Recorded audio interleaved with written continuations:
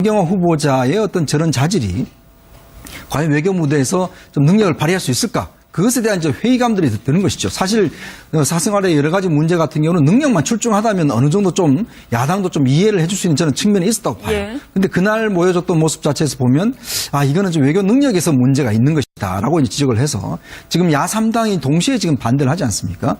그런 차원이라 본다라면 제가 볼 때는 이제 우리 어떤 국민들 입장에서도 사실 이 인사청문회가 왜 있겠습니까? 이 능력을 검증하고 있는 거 아니겠어요? 근데 야당이 전체가 다 반대를 한다라면 여당에서도 무조건 이거는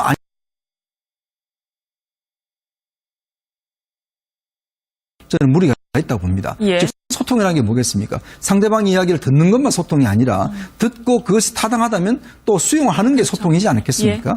그런 차원이라 본다면 여당도 야당이 이렇게 다 반대하는 이유에 대해서 좀 더 한번 살펴보고 제가 볼 때는 검토해 볼 측면이 있다고 봅니다.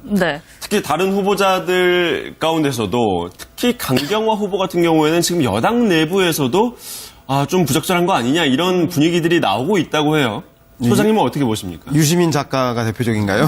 여당 내에서. 제가 볼 때는 다소 도덕적인 흠결이 있지만 변화된 새 정부에 맞추면 변화된 외교 정책에 따른 인사이기 때문에 저는 야당은 야당이 자기 목소리를 내고 하지만 그럼에도 불구하고 청문 보고서를 채택 안 하는 걸 통해서 자기 목소리를 내더라도 대통령의 그 변화된 노선에 맞는 변화된 인물에 대해서는 저는 인정을 해줘야 한다는 생각이 듭니다. 지금까지 외교 정책이 서울대 외교학과를 나오고 외무고시를 보고 북미국에서 미국을 중심으로 하고 북한은 제재하는 일변도의 외교 정책을 폈는데 과연 국익을 위한 그 외교 정책이었는지도 한번 돌아볼 필요가 있고요. 이에 비해서 새 정부는 그렇기 때문에 북한에 대해서는 제재와 대화를 동시에 그리고 한미동맹을 튼튼히 하면서도 다자간 외교를 해나가겠다는 의지가 아니겠습니까? 따라서 거기에 정통한 인물로서 강경화 후보자가 지명되었기 때문에 다소 도덕적 흠결이 있으나 법률적으로 위법한 사항이 없기 때문에 그리고 정책적 능력이 좀 부족하더라도 지금 뭐 아시겠지만 외교의 중심이나 사드나 북핵 문제는 외교부가 하는 게 아니라 사실 청와대 NSC가 중심으로 하기 때문에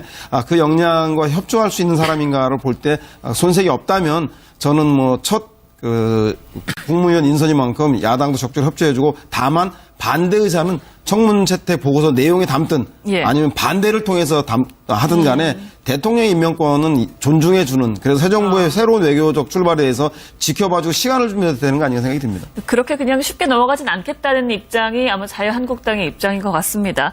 협치 정신을 무시한 일방통보식 청와대 오찬 초청이라면서 국회 상임위원장들과 이제 오찬을 초청을 했는데 이 부분은 참석하지 않겠다고 얘기를 했거든요. 자유한국당에서는 야당으로서 뭔가 강한 조금 모습을 보여주고자 하는 어떤 그런 측면이 있는 것 같습니다. 그러다 보니까 사실상 이 인사청문회, 그 강경화 후보자에 대한 인사청문회를 기치로 해서 야당과 뭐 조금 이제 협치를 여당에서는 협치를 이야기하지만 그것에 순순히 응하지 않는다라는 모습을 보여서 야당으로서의 존재감을 좀 보여주려고 하는데 사실상 예컨대 더불어민주당이라든지 아니면은 문재인 대통령이 그냥 협치하는 모습만 모양새만 갖추고 이 인사청문회를 통과시키기 위한 꼼수를 부린다라고 한다면 야당의 어떤 이런 태도가 이해가 될 것입니다. 그러나 이제 국민들로서 이해하기가 좀 어려운 것은 문재인 대통령이 당선된 이후에 보여준 모습이라든지 아니면 협치를 하면서 뭔가 보여주는 어떤 야당의 양해를 구하는 어떤 그런 태도를 보게 되면 굉장히 낮은 자세로 진정어린 어떤 호소를 하고 있는 상황 아니겠습니까? 특히나 어제 같은 경우에 나온 이야기도 한미 정상회담을 갈 때에 야3당과 함께 하겠다라고 이야기를 하면서 단순하게 그냥 야3당의 의원을 데리고 가겠다라는 것이 아니라 아예 일정 자체를 그냥 형식적인 것이 아니라 야당 의원들이 정말 중심이 될 수 있는 그런 어떤 협치하는 모습을 보여주겠다라고까지 배려하고 있는 모습을 보여주고 있기 때문에 그렇다고 한다면 야당으로서도 정말 더불어민주당과 그리고 문재인 대통령이 협치하겠다라는 그 정신을 존중해서 사실상 그 협치하는 모습을 보여주는 게 좋다라고 생각이 되고요.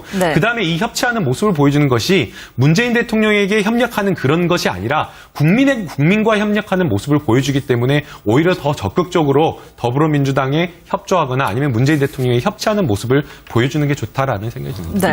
문재인 대통령이 앞서 김 변호사님이 말씀하신 이 한미정상회담에 야당 의원들을 함께 하겠다라고 한 거는 아무래도 요즘 분위기가 지금 야당이 이제 날을 세우고 있으니까요. 거기에 대해서 협치를 좀 제안하고 강조하는 메시지다 이렇게 해석을 해야 될까요? 물론 예전 그 정상회담 때도 많은 이런 제안이 있었고 실제 뭐 야당 의원들이 따라간 적도 있습니다. 어떤 초당적 외교라는 그런 측면에서 하는데 사실은요 이 정상회담은 어차피 대통령한테 초점이 맞춰질 수밖에 없어요. 예. 그 대통령은 또 정상 간의 어떤 하기 때문에 사실 야당원이 간다고 해서 특별하게 거기서 할 수 있는 역할이 별로 없습니다. 예. 근데 문제는 이제 야당 입장에서 본다면 이렇게 따라가는 것 자체가 보면 야당이 너무나 또 예를 들어서 그냥 여당에만 딸려가는 것이 아닌가라는 그런 또 문제가 있거든요. 사실 이제 어제 문재인 대통령도 그런 문제를 좀 지적을 하긴 했습니다.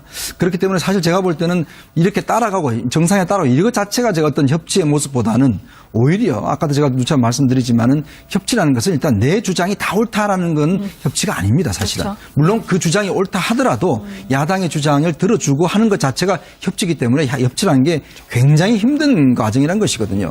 그렇기 때문에 지금 정말 여당에서 협치를 한다는 생각이 있다라면 저는 야당 이야기를 들어줘야 된다고 봐요. 그것이 부당하더라도 그래야지만 야당 입장에서도 뭔가 지금 할 수 있는 여지가 생기는 것인데 만약 이런 상황에서 대통령 따라가고 뭐 한다고 한다면 야당 지지자들 입장에서는 이건 뭐 이중대 아니냐는 그런 비난을 받을 수밖에 없죠. 네. 저는 뭐 이현정 의원님하고 좀 생각이 다른데 만약에 자유한국당 얘기대로 강경 후보자를 임명을 자진 철회했을 경우에 자유한국당이 일자리 추경이라든가 정부조직법에 대한 임시국회 협조를 할까요? 저는 야당의 자기 존재감과 대선 패배에 대한 시선을 돌리기 위해서라도 대정부 공세를 멈추지 않을 거라는 생각이 들어서 네. 그렇다면 제가 볼 때는 그 새 정부의 정책적 기조에 맞는 인물들에 대해서 소신껏 대통령의 권한 아니겠습니까? 청문보고서 채택이 안 되더라도 열흘이 지난 다음에 대통령이 그것을 지명을 요구할 수 있으니까요. 제가 볼 때는 그 자신이 일할 수 있는 사람에 대해서 국민의 여론을 믿고 소신껏 해나가는 것도 한 방법이라는 생각이 들고요.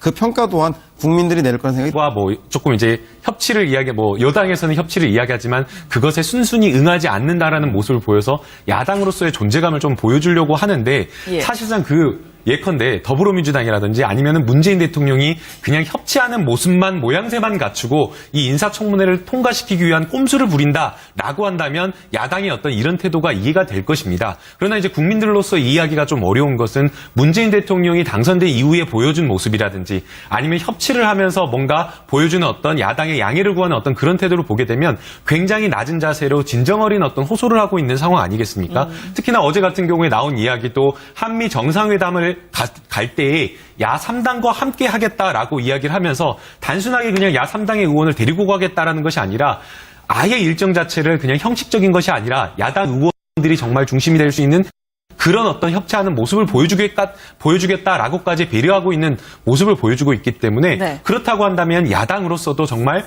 없기 때문에 예. 다소 도덕적 흠결이 있으나 법률적으로 위법한 사항이 없기 때문에 그리고 정책적 능력이 좀 부족하더라도 지금 뭐 아시겠지만 외교의 중심이나 사드나 북핵 문제는 외교부가 하는 게 아니라 사실 청와대 NSC가 중심으로 하기 때문에 그 역량과 협조할 수 있는 사람인가를 볼 때 손색이 없다면 저는 국무위원 인선인 야당도 적극적으로 협조해주고 다만 반대 의사는 청문 채택 보고서 내용에 담든 예. 아니면 반대를 통해서 하든 간에 대통령 임명권은 존중해주는 그래서 새 정부의 새로운 외교적 출발에 대해서 지켜봐주고 시간을 주면 되는 거 아닌가 생각이 듭니다. 그렇게 그냥 쉽게 넘어가진 않겠다는 입장이 아마 자유한국당의 입장인 것 같습니다. 협치 정신을 무시한 일방통보식 청와대 오찬 초청이라면서 국회 상임위원장들과 이제 오찬을 초청을 했는데 이 부분은 참석하지 않겠다고 얘기를 했거든요. 자유한국당에서는 야당으로서 뭔가 강한 조금 모습을 보여주고자 하는 어떤 그런 측면이 있는 것 같습니다. 그러다 보니까 사실상 이 인사청문회, 그 강경화 후보자에 대한 인사청문회를 기치로 해서 야당 더불어민주당과 그리고 문재인 대통령이 협치하겠다라는 그 정신을 존중해서 사실상 그 협치하는 모습을 보여주는 게 좋다라고 생각이 되고요. 네. 그다음에 이 협치하는 모습을 보여주는 것이 문재인 대통령에게 협력하는 그런 것이 아니라 국민과 협력하는 모습을 보여주기 때문에 오히려 더 적극적으로 더불어민주당에 협조하거나 아니면 문재인 대통령이 협치하는 모습을 보여주는 게 좋다라는 생각이 듭니다. 네. 그래요.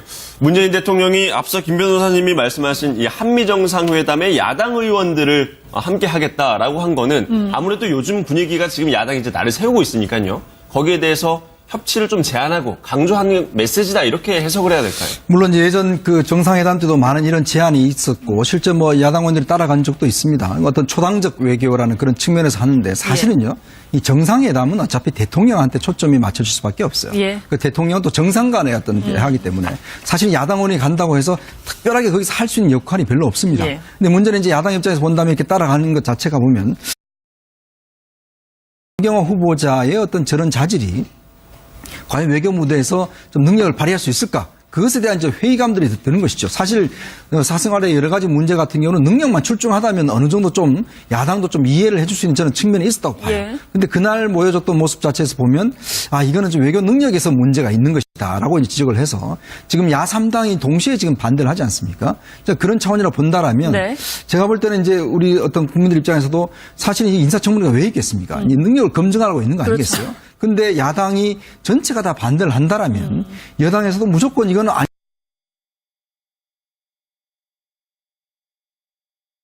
저는 무리가 있다고 봅니다. 예. 즉 소통이라는 게 뭐겠습니까? 상대방 이야기를 듣는 것만 소통이 아니라 듣고 그것이 타당하다면 또 수용하는 게 소통이지 않겠습니까? 그런 차원이라 본다면 여당도 야당이 이렇게 다 반대하는 이유에 대해서 좀 더 한번 살펴보고 제가 볼 때는 검토해 볼 측면이 있다고 봅니다. 네. 특히 다른 후보자들 가운데서도 특히 강경화 후보 같은 경우에는 지금 여당 내부에서도 좀 부적절한 거 아니냐 이런 분위기들이 나오고 있다고 해요. 소장님은 어떻게 보십니까? 유시민 작가가 대표적인가요? 여당 내에서. 제가 볼 때는 다소 도덕적인 흠결이 있지만 변화된 새 정부에 맞추면 변화된 외교 정책에 따른 인사이기 때문에 저는 야당은 야당의 자기 목소리를 내고 네. 하지만 그럼에도 불구하고 청문 보고서를 채택 안 하는 걸 통해서 자기 목소리를 내더라도 대통령의 그 변화된 노선에 맞는 변화된 인물에 대해서는 저는 인정을 해줘야 한다는 생각이 듭니다. 지금까지 외교 정책이 서울대 외교학과를 나오고 외무고시를 보고 북미국에서 미국을 중심으로 하고 북한은 제재하는 일변도의 외교 정책을 폈는데 과연 국익을 위한 그 외교 정책에 대해서 한번 돌아볼 필요가 있고요. 네. 이에 비해서 새 정부는 그렇기 때문에 북한에 대해서는 제재와 대화를 동시에 그리고 한미 동맹을 튼튼히 하면서도 다자간 외교를 해나가겠다는 의지가 아니겠습니까? 따라서 거기에 정통한 인물로서 강경화 후보자가 지명되었.